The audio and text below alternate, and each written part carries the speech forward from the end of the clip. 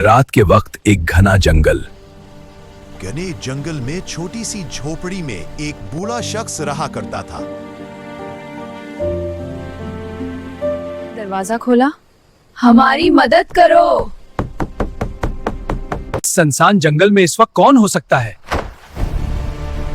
बेटियों, तुम इस जंगल में इस वक्त क्या कर रही हो? मेरा दरवाजा क्यों खटकाया? बाबा जी, हम चारों मुसाफिर हैं। हमारा गाड़ी वाला हमें छोड़कर भाग गया। रात है, जंगल है, जान का खतरा है, हमें पनाह चाहिए। बाबा जी, हम किसी मुश्किल में नहीं डालेंगी, आप सिर्फ हमें रात भर यहाँ रहने की इजाजत दे दें। बूढ़े शख्स ने गहरी सांस ली और कहा, बेटियों, ये झूठी जरूर है मगर खुदा बड़ी है। आज की रात तुम सब मेरी बेटियां हो, आओ यहाँ ठहर जाओ। बेटा, ये आप रोटी खाओ और डरने की जरूरत नहीं, अब भूख लगी होगी। शुक्रिया चाचू, रोटी बहुत अच्छी है। चाचू, आपका शुक्रिया, आपने हमें रहने की जगह दी और इतना अच्छा खाना दिया। टाइम हुआ और परिंदे चहचहाने लग गए।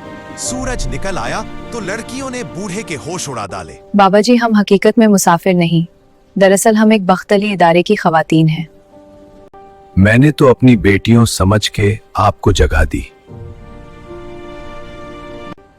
हम जंगल और पहाड़ी इलाकों में इंसानियत की खिदमत करने वाले लोगों को तलाश करती हैं। आपने रात को खालिस दिल से हमारी मदद की, लिहाजा ये आपके लिए हमारा इनाम है। ये आपके लिए बड़ा खाने का थैला, गरम कपड़े, दवाइयाँ, कंबल और थोड़ी रकम देती हैं। ये अपने क्या कर दिया? असली इनाम तो मुझे अल्लाह ने दिया है कि उसने मुझे इंसानियत का इम्तिहान दिया और मैं कामयाब हो गया। अल्लाह हाफिज चाचू। अल्लाह उसके घर छोटे होने के बावजूद उसे बड़ी रहमतें अता करता है।